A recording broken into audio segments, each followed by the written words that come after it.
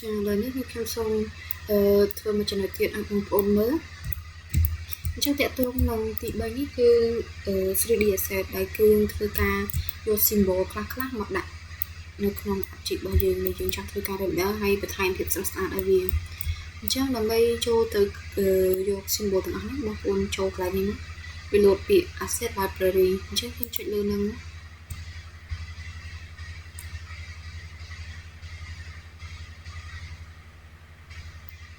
នេះបងប្អូននឹងឃើញវាលោតផ្ទាំងនឹងឲ្យហើយយើងរកមើលដើមឈើចឹងនេះវាលោតដើមឈើយើងដើររកដើមឈើអីដែលសមជាមួយកន្លែងហាងកាហ្វេដែលយើងចង់ដាក់ហ្នឹង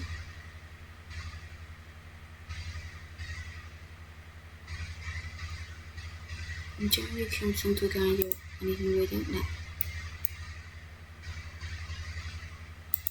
អូខេ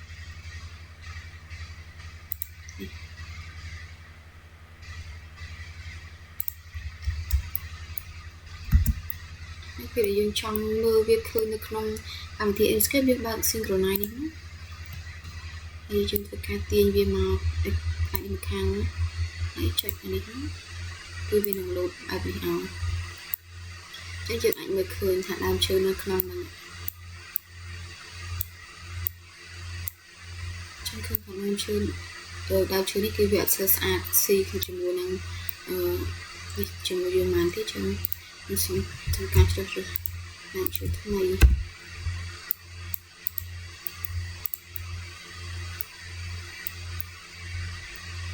ចឹងវាចូលមកកន្លែងនេះទៅតាម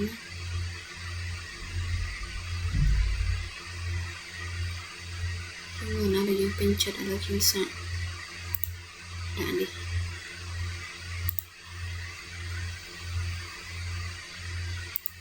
នេះបងប្អូនឃើញអត់វាលោតឲ្យយើងនិយាយស្រួលអញ្ចឹងពីដាក់ព្រីវាឲ្យឃើញភ្លាមអញ្ចឹងខ្ញុំសូមធ្វើការបង្ហាញដាក់ដើមឈើកន្លែងនេះមកវាសុំទោសច្រឡំដៃចុច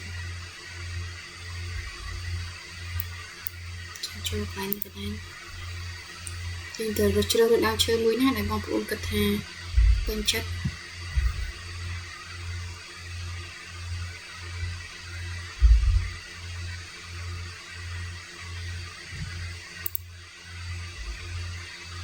ខ្ញុំសាកដាក់នេះមួយ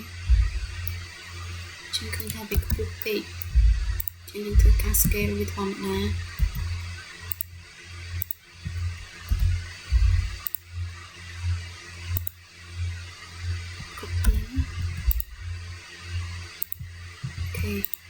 ទៀតនេះ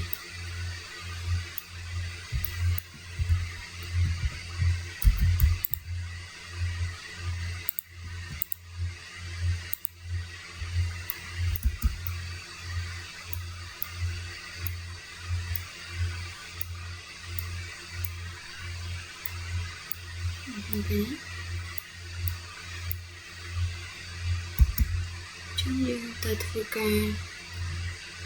ជ្រើសរើសថូបការមួយពីរដាក់កន្លែងនេះគឺ flower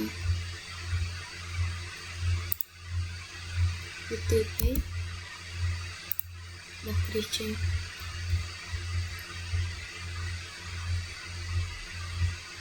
យើងរកមើលថូការណាដែលយើងគិតថាស្អាតស័ក្តិសមជាមួយនឹង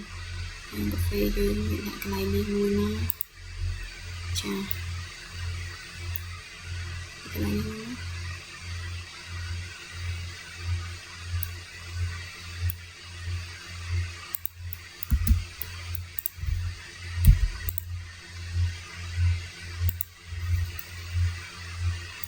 បងប្អូនឃើញ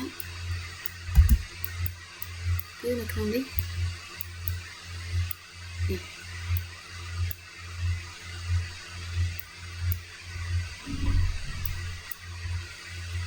យើងចាប់យករូបភាព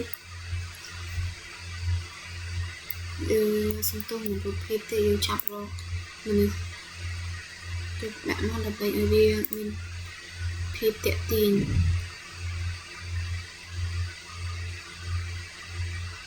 ខ្ញុំត្រូវការជ្រើសរើស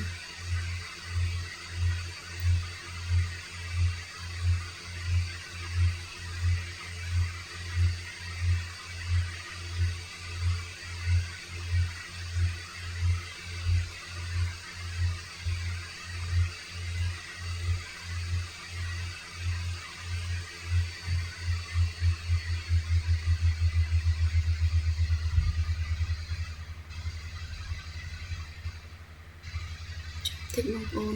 ខ្ញុំសូមធ្វើការជ្រើសរើសសិនដើម្បីឲ្យវាស៊ីនឹងទីតាំងរបស់យើង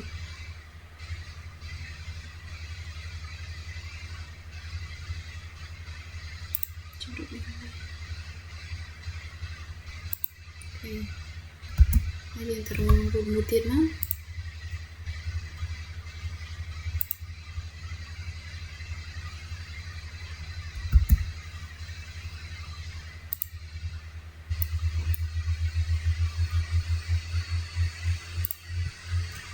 ថែមវាឲ្យបានទៅចា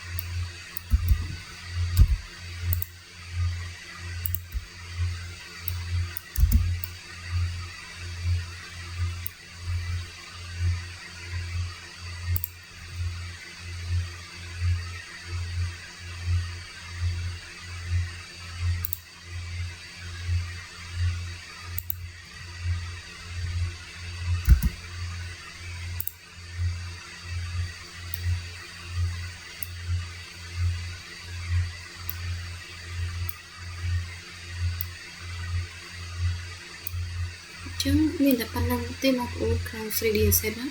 ហើយយើងយកប្រើប្រាស់ 3D Asset ឬមួយក៏ Asset Library ហ្នឹងគឺវាអត់ធ្ងន់ទេ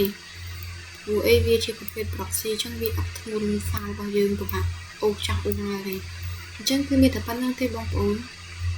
ចាអរគុណ